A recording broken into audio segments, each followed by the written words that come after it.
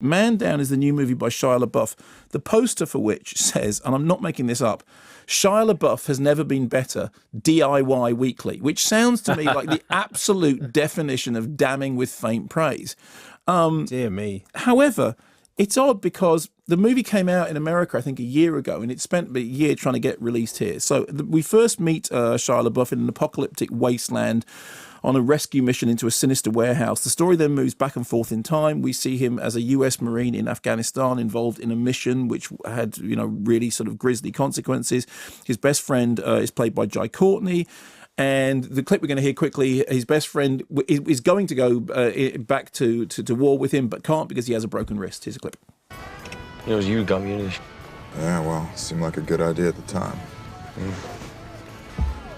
Hey, man, you could always put your arm through a window.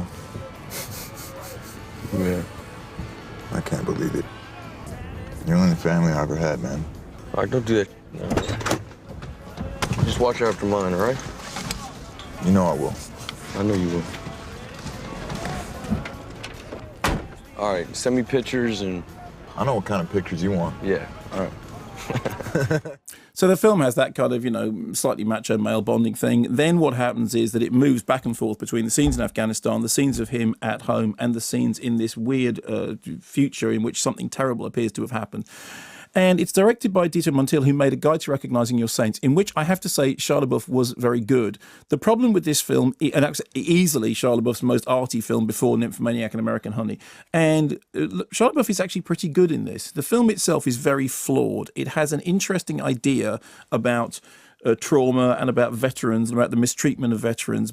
But what it doesn't properly manage to do is to...